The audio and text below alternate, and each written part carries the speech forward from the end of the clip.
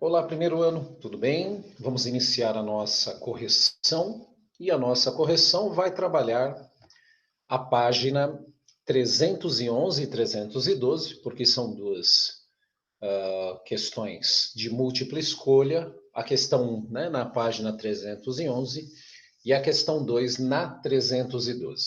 Só para poder contextualizar, nós estamos trabalhando a cultura medieval, este amparato e esta predominância, principalmente da Igreja Católica, uma instituição muito importante que, desde o final do Império Romano e praticamente até os dias de hoje, ela permaneceu e se reinventou no seu processo de adaptação frente às várias e constantes e dinâmicas mudanças sociais.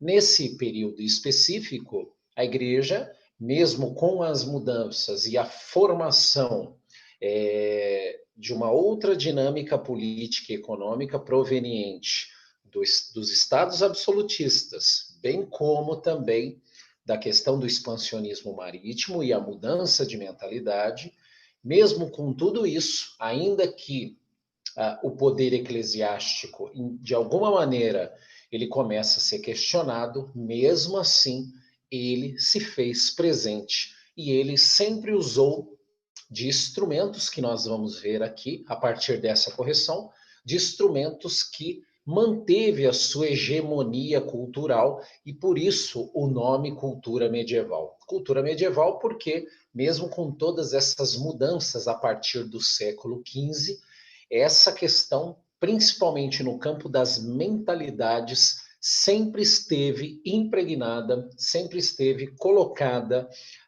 na Europa de um modo geral, ainda que com interpretações um pouco diferentes em relação ao mesmo. Então, na questão 1, que é uma questão de Enem, ela fala o seguinte: considere os textos a seguir. De modo particular, quero encorajar os crentes empenhados no campo da filosofia para que iluminem os diversos âmbitos da atividade humana, graças ao exercício de uma razão que se torna mais segura e perspicaz com o apoio que recebe da fé.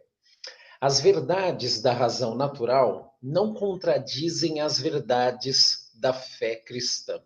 Eu vou até ler este ponto de novo, porque ele vai ser muito importante na nossa definição enquanto resposta.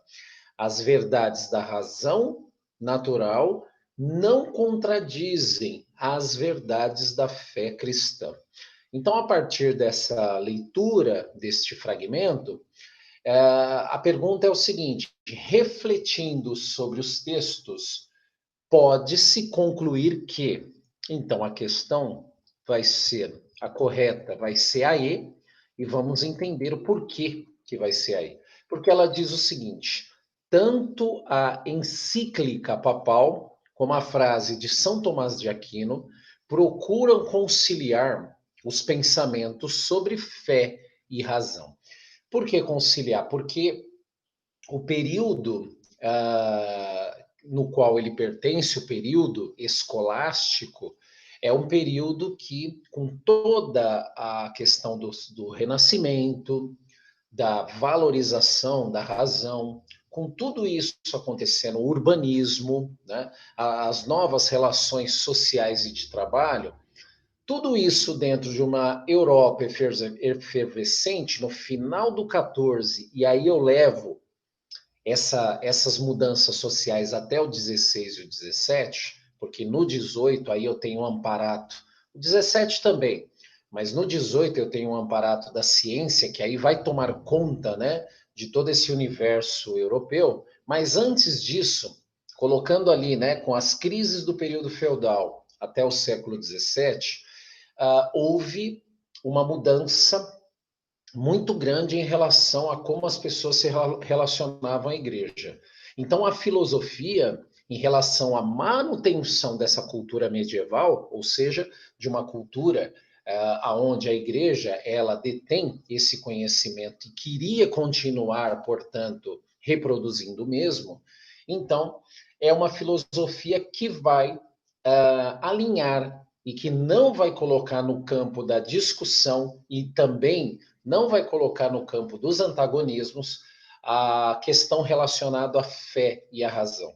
E por quê? Porque a filosofia escolástica, ela vai unir esses dois elementos exatamente porque dentro de uma racionalidade cada vez mais aflorada em todos esses acontecimentos que eu acabei de falar, a fé, de uma certa forma, ela precisava ficar acoplada nesse novo olhar, nesse novo pensar em relação às formas de pensamento. Então, portanto, tem essa ideia de que a razão me leva a ter fé, e a fé é algo que eu obtenho através da razão. Uma coisa interessante porque essa existência da fé, ela é racional, ainda que carregando em si elementos dogmáticos. Por isso que São Tomás, um grande filósofo da sua época, nos seus escritos e no seu pensamento,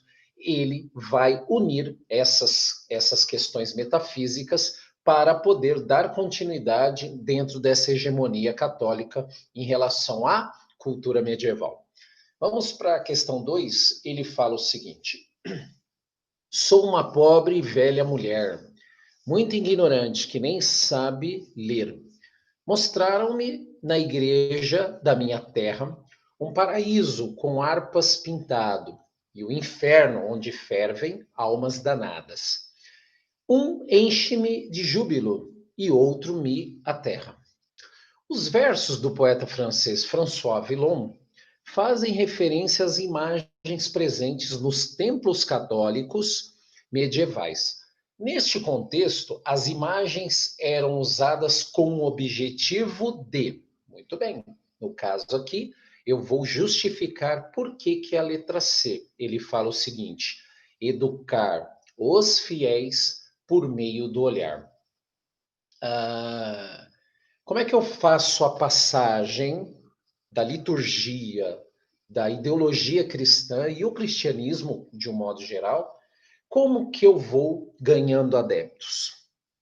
Não podemos esquecer que a Europa, nesse período, ela é uma Europa que praticamente 80% é analfabeta.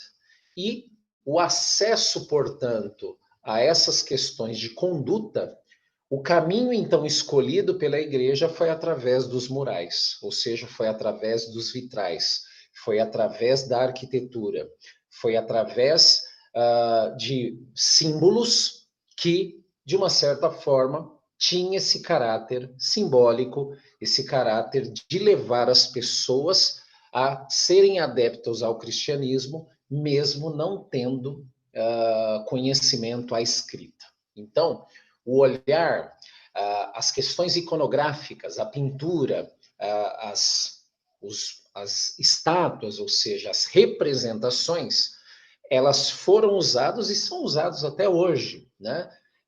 Mas naquela época em específico para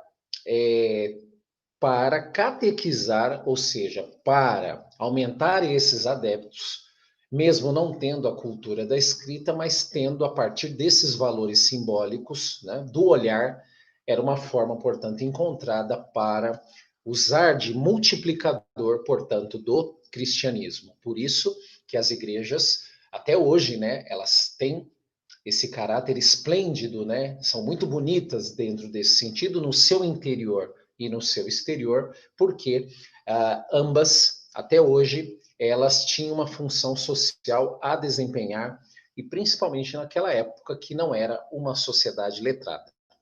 Espero que vocês tenham acertado e até a nossa próxima correção.